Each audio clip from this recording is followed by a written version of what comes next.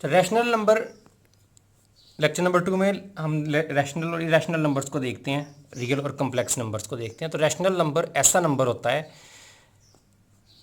कि जिसको हम लिख सकते हैं, क्यू से इसको डिनोट करते हैं और हम इसको लिख सकते हैं पी ओवर क्यू की फॉर्म में, इसको पुट किया जा सकता है, which can be put in the form of P over Q where P Q belongs to G. P और क्यू जी से ऊपर भी इंटीजर नीचे भी इंटीजर होना चाहिए और नीचे वाला नंबर ज़ीरो नहीं होना चाहिए। एक इसमें बड़ी ज़रूरी बात आती है कि इसका जीसीडी 1 होना चाहिए। ये आमतौर पे मिसिंग होती है। GCD of P Q must be equal to 1। तो ये पूरी इसकी डेफिनेशन बनती है। जीसीडी इक्वल टू 1 कहने का मतलब ये है कि हम ये कहते हैं कि ये एक नंबर जो है, ये वाला नंबर जो है 4/9, this is not a rational number. अब आता है कि ओवर की फॉर्म में भी है, ऊपर भी इंटीजर है 4, नीचे भी इंटीजर है, सॉरी 4/8, 4/8 ऊपर भी इंटीजर है और नीचे भी इंटीजर है। लेकिन हम कह रहे हैं कि इनका जीसीडी 1 नहीं है। जीसीडी 1 ना होने का मतलब ये है कि इनका जो कॉमन डिवाइज़र जो है, ग्रेटेस्ट कॉमन डिवाइज़र, वो 1 नहीं है। ये दोनों किस पे डिवाइड हो सकते हैं? ये भी 4 पे डिवाइड हो सकता है और 8 भी 4 पे डिवाइड हो सकता है। तो जब दोनों 4 पे डिवाइड हो सकते हैं, 4 1 4 4 2 8, तो इनका जीसीडी कितना है? 4। तो जो common divisor, greatest common divisor होता है जिस पर दोनों नंबर डिवाइड हो रहे होते हैं, उसको हम जीसीडी कहते हैं। तो रैशनल नंबर में जीसीडी 1 होना चाहिए। 4/8 रैशनल नहीं है, बल्कि इसको पहले इसकी कटिंग की जाएगी। कटिंग करने के बाद जो 1/2 आएगा, हम 1/2 को रैशनल नंबर मानेंगे। इसलिए कटिंग करना बहुत ज़रूरी है। हम आमतौर पे अपने थ्योरम्स में इस बात को यूज़ भी करते हैं, तो ये स्टूडेंट्स इस बात से फिर कंफ्यूज होते हैं कि ये इस तरह से कैसे है कि ये 1/2 हम इसको रैशनल नंबर क्यों नहीं मान रहे, जबकि हम कह चुके हैं कि ये पी ओवर क्यू की फॉर्म में है और दोनों में नीचे वाला ज़ीरो भी नहीं है और इंटीजर्स भी हैं दोनों। ठीक है, तो उसमें फिर हम जीसीडी की अगर हमने डेफिनेशन में डिफ़ाइन ना किया हो तो आमतौर पे ये प्रॉब्लम आती है। उसने बुक में भी वैसे डिफ़ाइन कोई नहीं किया हुआ, उसने बताया कोई नहीं हुआ, लेकिन अच्छी बुक्स में इसने इसको लिखा होता है। तो नीचे वाले नंबर को हम क्यों कहते हैं ज़ीरो नहीं होना चाहिए? क्योंकि अगर एक नंबर के नीचे ज़ीरो आ जाए, फॉर एग्जांपल 2/0 आ जाए, तो ये एक डिफ़ाइन ही नहीं है। इसका मतलब है 2 पर डिवाइड करो ज़ीरो को, 2 को अंदर रख के 0 पर डिवाइड करो, तो 0 1 0 0 2 0 0 3 0 0 4 0, तो ये कभी डिवीजन होती नहीं है। तो किसी नंबर को 0 पर डिवाइड नहीं किया जा सकता, हमें कभी क्वोशंट ही नहीं मिलता, यूनिक क्वोशंट। क्योंकि हम कहते हैं कि 0 1 0 0 2 0, तो ये इधर कोई भी आंसर, डिफरेंट आंसर आ सकते हैं। कभी हम मल्टीप्लाई करेंगे तो कभी 2 नहीं आएगा किसी भी केस में। सो हम कहते हैं नीचे वाला नंबर 0 नहीं होना चाहिए। कभी भी मैथमेटिक्स के अंदर अगर डिनोमिनेटर के नीचे 0 लिखा हो तो उसका कोई आंसर नहीं होता, वो मीनिंगलेस बात होती है। ऊपर 0 आए तो आंसर 0 आता है, नीचे 0 आए तो हम उसको मैथमेटिक्स के अंदर एक एरर देते हैं। कैलकुलेटर में भी अगर आप 2/0 करेंगे तो कैलकुलेटर एरर देगा, वो मैथ्स एरर कह देगा। कंप्यूटर के अंदर भी इसको आमतौर पर रन टाइम एरर के साथ कंप्यूटर इसको शो कर देता है। तो ये भी बात क्लियर हो गई। जीसीडी 1 वाली भी हो गई कि वह नंबर मज़ीद कटने नहीं चाहिए, आसान लफ्ज़ों में उनकी मज़ीद कटिंग, मज़ीद वो सिंप्लीफिकेशन ना उनकी हो रही हो। छोटी क्लासेस में हम इसको सिंप्लीफिकेशन का नाम देते थे। तो ये होते हैं मेरे पास रैशनल नंबर। अब रैशनल नंबर की डिफरेंट हमारे पास पहचान है। उसमें नंबर 1 पहचान आ जाती है टर्मिनेटिंग।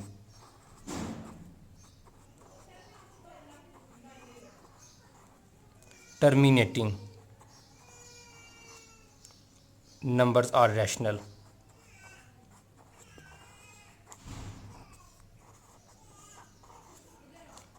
टर्मिनेटिंग का मतलब ये है कि अगर हमारे पास एक ऐसा नंबर है, फॉर एग्जाम्पल 2.79 इज रैशनल, ठीक है, ईजी फॉर एग्जाम्पल के लिए 2.79 इज रैशनल। क्योंकि टर्मिनेटिंग का मतलब है कि पॉइंट के बाद डिजिट्स रुक जाएंगे। पॉइंट के बाद 2 डिजिट्स हैं 7 और 9, तो हम इसको रैशनल मानते हैं। क्यों रैशनल मानते हैं?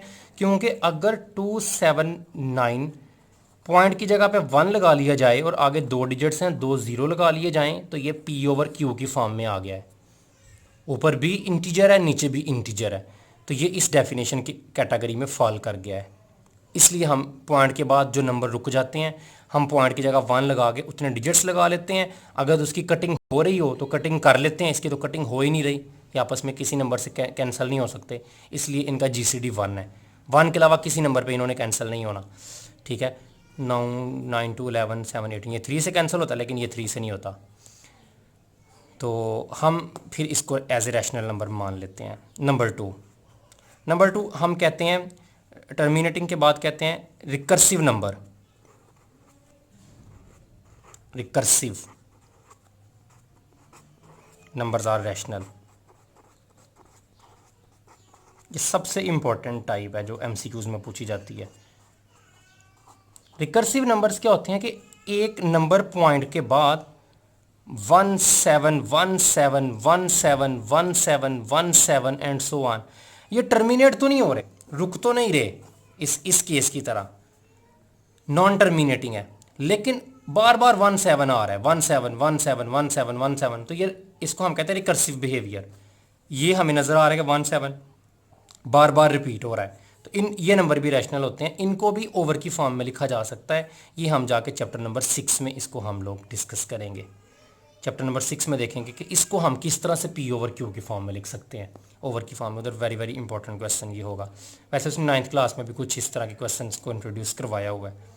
तो जब भी इस तरह के नंबर आ जाएं उनको भी रैशनल मानना है, जब भी टर्मिनेटिंग आ जाएं उन टर्मिनेटिंग नंबर्स को भी रैशनल नंबर ही मानना है। तो इस तरह से रैशनल नंबर की कंप्लीट डेफिनेशन हो जाती है। तो इरैशनल नंबर कौन से होते हैं? जो नॉन टर्मिनेटिंग और नॉन रिकर्सिव होते हैं, उन नंबर्स को हम इरैशनल नंबर कहते हैं। जो टर्मिनेट नहीं होते और टर्मिनेट ना होने के बाद वो कोई एक या दो या ज़्यादा डिजिट्स बार बार रिपीट भी नहीं होते, ठीक है, तो हम कहते हैं कि ये नंबर रैशनल। तो इरैशनल की डेफिनेशन है जिनको P/Q की फॉर्म में नहीं लिखा जा सकता, इनको भी P/Q की फॉर्म में लिखा जा सकता है, इनको भी P/Q की फॉर्म में लिखा जा सकता है, ठीक है। लेकिन हमें इस वक्त ऐसा लग रहा है कि जैसे ये P/Q की फॉर्म में नहीं आ सकता, लेकिन हमारे पास ऐसी तकनीक मौजूद है कि हम इसको P/Q की फॉर्म में लिख सकते हैं, ठीक है। For example 0.333333 and so on, ये इक्वल होता है 1/3 के फाइनली, ठीक है। यानी कि ये जो नंबर है इसको 1/3 के इक्वल लिखा जा सकता है एक तकनीक के साथ। ऊपर भी इंटीजर है, नीचे भी इंटीजर है, तो 1/3 चूँकि रैशनल हुआ इसलिए फिर ये भी रैशनल होगा, ठीक है। तो ये मेरे पास रैशनल की डेफिनेशन भी आ गई। और इरैशनल की डेफिनेशन सिंपल, जो नंबर रैशनल नहीं होता उसको हम इरैशनल कह देते हैं। एग्जाम्पल इसके बाद में हम डिस्कस करते हैं। ओके, रैशनल इरैशनल के बाद हमारी बात आती है रियल एंड कम्प्लेक्स नंबर। तो हमें प्रॉब्लम तब आई कि जब हमने बात की कि एक हमारे पास ऐसी इक्वेशन आ गई x² is equal to let's say के -7 या -9 कह देते हैं, x² इक्वल टू -9। हमने जब दोनों तरफ स्क्वायर रूट लिया, स्क्वायर रूट ऑफ -9, तो -9 का मेरे पास कोई स्क्वायर रूट ना आया। -9 का स्क्वायर रूट जो एरर, नेगेटिव नंबर का स्क्वायर रूट नहीं होता।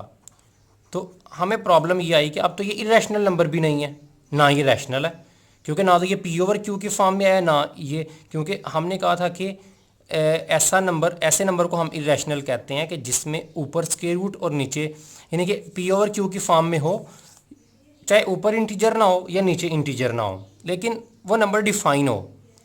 लेकिन स्क्वायर रूट ऑफ -9 अगर कैलकुलेटर से इसको सॉल्व किया जाए तो कैलकुलेटर इसका एरर देता है, क्योंकि इस नंबर का कोई स्क्वायर रूट नहीं होता। उसकी रीज़न क्या है कि 3 का स्क्वायर होता है 9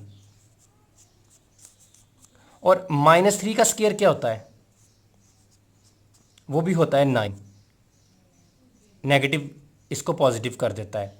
इसका मतलब है कि 9 का अगर स्क्वायर रूट लिया जाए तो वो मेरे पास आएगा 3, तो -9 तो दोनों में से कोई भी नहीं आया, ना तो इसका स्क्वायर रूट मैं 3 कह सकता हूँ, ना -3 कह सकता हूँ। कि माइनस अगर दोनों तरफ स्क्वायर रूट ले लिया जाए तो 9 का स्क्वायर रूट मेरे पास इक्वल आएगा -3 के, तो -9 का मेरे पास स्क्वायर रूट कोई नहीं आता। इसलिए इसकी जगह मैंने 9 मल्टीप्लाई बाय -1 किया, 9 मल्टीप्लाई बाय -1 करके ये -9 ही आएगा मल्टीप्लाई होने के बाद, और -1 की जगह पे मैंने पुट कर दिया एओटा स्केयर। तो इसको हमने क्या किया, मैंने -1 की जगह पे इंट्रोड्यूस करवा दिया, -1 को हमने कह दिया एओटा स्केयर। तो ये हम पूरे चैप्टर में बार बार इसे यूज़ करेंगे, एमसीक्यूज के पॉइंट ऑफ व्यू से बड़ा इंपॉर्टेंट है। सो -1 इक्वल टू एओटा स्केयर, सो -1 की जगह पे एओटा स्केयर लग गया। अब हम लिख सकते हैं 9 का स्केयर रूट आ जाएगा 3, और ये इससे स्केयर रूट से स्केयर कटेगा तो x इक्वल टू 3 एओटा। सो मेरे पास आंसर आ गया 3 एओटा। सो ऐसा नंबर जिसके साथ एओटा लगा हो, हम इसको लिख सकते हैं 0 + 3 एओटा। हम इसको कहते हैं is a complex number, is a complex number.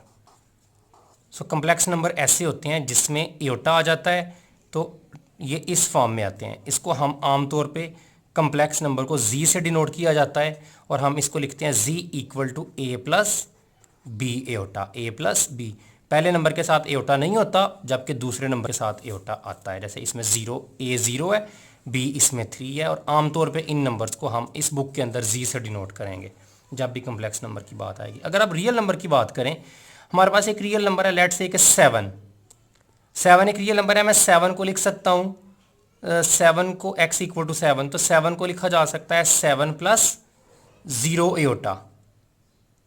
तो हर रियल नंबर में 0 एओटा करके उसको कम्प्लेक्स नंबर बनाया जा सकता है। सो हर रियल नंबर कम्प्लेक्स होता है, लेकिन हर कम्प्लेक्स नंबर रियल नंबर नहीं होता। जैसे कि ये कम्प्लेक्स नंबर है लेकिन ये रियल नंबर नहीं है, लेकिन ये रियल नंबर है तो इसके साथ 0 एओटा खुद से लिख के इसको कम्प्लेक्स नंबर भी बनाया जा सकता है। सो रियल नंबर जो है ये सबसेट होते हैं कम्प्लेक्स नंबर का।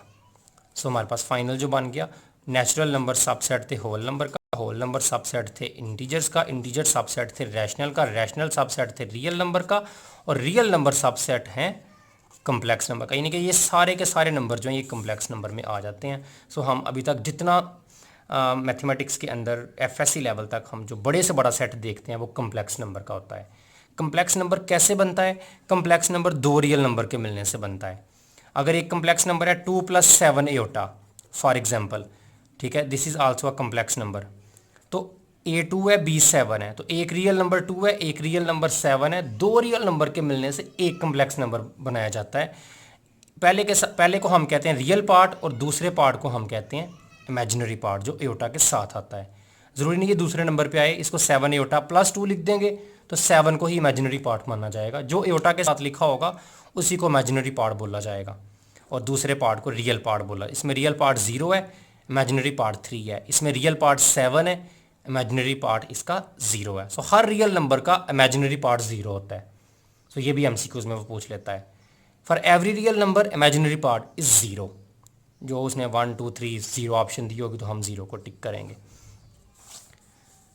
तो इस तरह हमारे पास जो सेट्स हैं ये कंप्लीट हो जाते हैं। हम सारे नेचुरल नंबर से हम मॉडर्न मैथमेटिक्स के अंदर शुरू हुआ, और हम इसको रैशनल इरेशनल से होते हुए हम इसको कम्प्लेक्स नंबर तक हम लोगों ने इसको एक्सटेंड कर लिया, और कम्प्लेक्स नंबर तक हम लोगों ने इसकी स्टडी की। तो कम्प्लेक्स नंबर का हमें फ़ायदा कब होता है कि हमें प्रॉब्लम कब आई कि जब हमने कहा कि एक फॉर एग्जांपल कोई इंसेक्ट है, वो इधर से चलना शुरू करता है ज़मीन के ऊपर और बाद में वो दीवार पे चढ़ जाता है। तो वो दो तरफ से डिस्टेंस कवर करता है, एक्स की तरफ से भी और वाई की तरफ से भी। पहले वो ज़मीन पे चला, बाद में वो दीवार पे चढ़ गया। तो इसलिए एक्स और वाई दो डिस्टेंस होने की वजह से दो रियल नंबर होने चाहिए थे। तो हमें पता चला कि रियल नंबर इनफ नहीं है।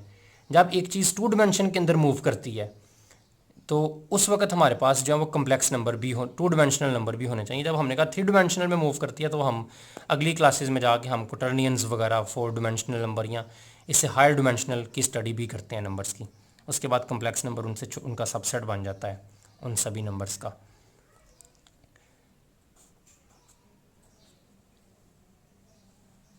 ठीक है, अगले हम लेक्चर में देखते हैं square root of 2 is irrational. आज का पहला जो टॉपिक है हमारे पास जो थ्योरम है इन डेफिनेशंस के बाद।